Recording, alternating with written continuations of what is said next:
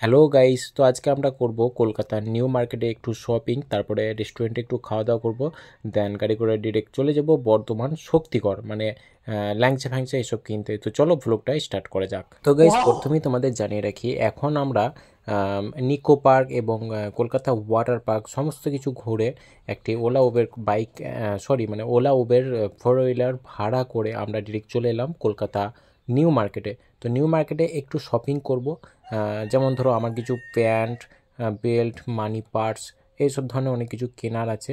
তো new market, যারা মানে নিউ মার্কেটে কোনো দিন কেনাকাটা করোনি বা কেনাকাটা করার ইচ্ছা আছে, তারা কিন্তু এই ভ্লগটা দেখতে পারো। যেহেতু নিউ মার্কেটে কিন্তু তোমাদেরকে সমস্ত কিছুর দাম অনেক অনেক অনেক হাই রেট বলে থাকবে, কিন্তু তোমাদেরকে ভাই অনেকটা দাম দর করে কিন্তু কিনতে হবে, নাহলে কিন্তু ভাই তোমরা একদম ঠকে যাবে।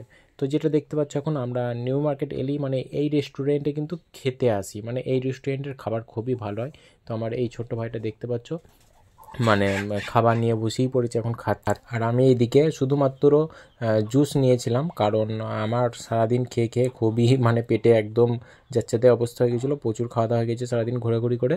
তো যার কারণে আমি শুধু মৌসাম্বি জুস নিয়ে খাচ্ছিলাম। তো এই ভাই বলে কিনা যে আমার খাওয়া দাওয়া করে পেট ভরেনি, তার জন্য ও আবার একটা নর্মাল জুস কিনে নিয়ে খাচ্ছিলো। তো যাই হোক, চলো দেখাই তোমাদেরকে আমি কি কি কিনলাম।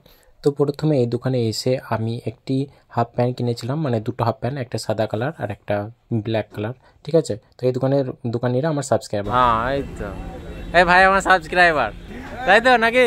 এই যে দাদা ভিডিও দেখে আমার, তাই তো? দেখো তো, এই দেখো, দেখছো আমার সাবস্ক্রাইবার।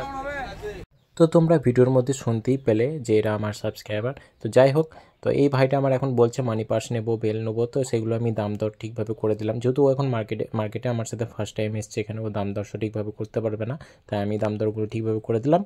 আর এখানে ও বলছিল কিছু প্যান্ট নেবো, তো প্যান্টগুলো কিন্তু ও নিতে পারেনি, যেহেতু প্যান্ট মানে পছন্দ হয়নি এবং দামটাও কিন্তু অনেক হাই রেট বলছিল, যার কারণে প্যান্ট নিয়ে নাই।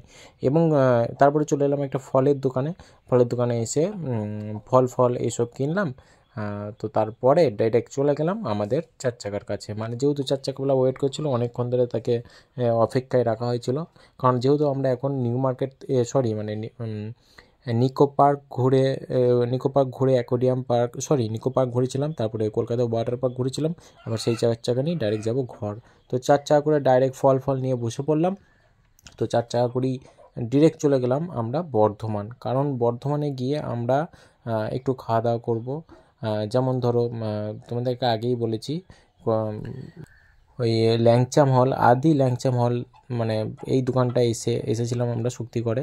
তো এই দোকানের ভেতরে ঢুকতেই বেশ কিছু সুন্দর সুন্দর মিষ্টি আমরা দেখতে পেলাম। তো যাই হোক, আমি এখন প্রথমেই চা নিয়ে নিলাম, একটা চা খেতে খেতে মিষ্টি ফিষ্টি সবই দেখছিলাম, খুবই সুন্দর লাগছিলো। আর এই দেখতে পাচ্ছ বর্তমানে মেয়েদানা, সীতাভোগ, রসগোল্লা, শক্তিগড়ের ল্যাংচা, এগুলো কিন্তু খুবই ফেমাস। যারা কলকাতার মানুষ অথবা ওয়েস্ট বেঙ্গলের এই জেলার ওই জেলার মানুষ, তারা কিন্তু খুবই পছন্দ করে এই শক্তিগড়ের ল্যাংচা খেতে। শক্তিগড় ল্যাংচা অনেক ফেমাস। তো যাই হোক, চলো তারপরে আমি চা ফা একটু খেয়ে নিলাম, আর এইদিকে আমার ভাইটা ল্যাংচা, তারপরে রসমালাই এইসব সব প্যাক করছিলো। তো যাই হোক, চলো আজকে যদি ব্লগটা ভালো লেগে থাকে তাহলে একটু লাইক ফাইক করে দিও। বাই।